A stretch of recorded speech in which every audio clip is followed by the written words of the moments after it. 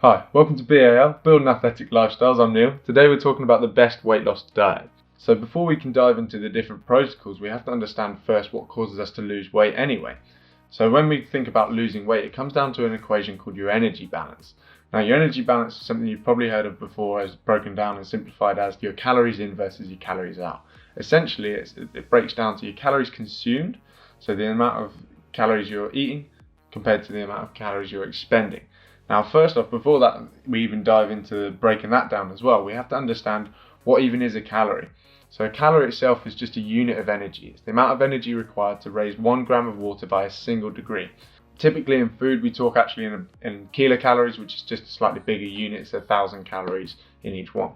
At this point too, I want to address a common objection, which is that not all calories are created equal. It may be something you've heard of before. So what this is referring to is that if you had 100 calories worth of Mars bars and 100 calories worth of kale, that yes, they're going to have different nutrient breakdowns and they're going to have different impacts on your health.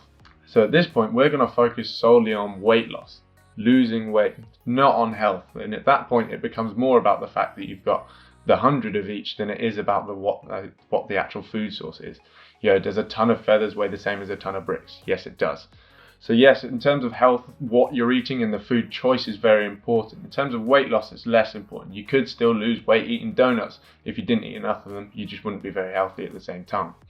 Now that we've got that out of the way as well, I just want to clear up another thing. So when we come back to that energy balance, your calories in versus your calories out, typically we tend to focus on this in a certain specific time frame. So often it will be within a 24-hour period, which is quite convenient because we tend to live day by day. We've got a very clear break when we go to sleep and we start again. But as well, we want to think of the broader picture. Every now and then take a step back and look at it across, the space of a week, the space of a month.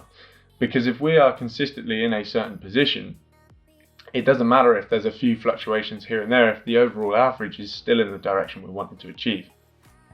So talking of that direction we want to achieve, so in order to lose weight, we have to be in something called a calorie deficit. What this means is that the amount of calories you're consuming is less than the amount of calories you're expending. So the energy that you use throughout a day, just in terms of your body function, moving around, maybe any exercise you throw on top as well, that number then has to be bigger than the number of calories that you consume, the energy you've taken in through your meals, your snacks, the drinks throughout the day. Just to help sort of visualize that a little bit more, I have got this picture down here too, where we've got our TDEE, our total daily energy expenditure on the left, and then we've got your calories consumed on the right. So what we're looking at is, if you were to just plot them against each other, the TDE, your total daily energy expenditure, the energy you've expended throughout the day, is greater than the amount of calories that you've consumed throughout that day. That gap in between, the difference between the two of them, that is our calorie deficit.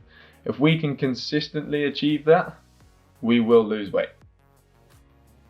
I say consistently as well because it takes time for us to make these changes in our weight. It's not happened overnight. We didn't gain weight overnight, so we're also not going to be losing weight overnight. So now you've got an understanding of that we're looking for this calorie deficit on a consistent basis. That's the what, that's what makes us lose weight. Now how do we achieve that consistently? So that's where the different diets come into it. And I've just picked a few sort of popular ones here to bring across, just to highlight something to you. These diets work because they all create a calorie deficit. They create it in different ways. They don't all use the same pathway, but they all get to the same end result. They all create that consistent calorie deficit. They have different effects upon health itself, and that's a whole different discussion, but focusing just on weight loss, just to take a few themselves. So you've got like keto, paleo, raw at the top there. They create a calorie deficit by limiting your food choices. Yeah. So if you find that you indulge a lot in a certain food source, a diet like that could work really well for you because now you're restricted in the amount of that food that you can eat. Yeah, we've limited your food choice. Eating less of certain food groups then leads to hopefully creating that calorie deficit. You've got things like fasting as well, where the common one is the 16 and 8 principle, where you've got 16 hours of not eating and then you have an 8-hour window to get all of your food in for the day. It prevents that sort of snacking, the overindulgence, because you've got a shortened window to eat. You just don't have time to eat elsewhere, which again leads to a calorie deficit because you've limited your opportunities to eat. So flexible, or if it fits your macros, things like that, they limit your volumes of food, your quantities of food. So then from that, you obviously create a calorie deficit. Again, they all work by creating this calorie deficit. That's how they all tie together.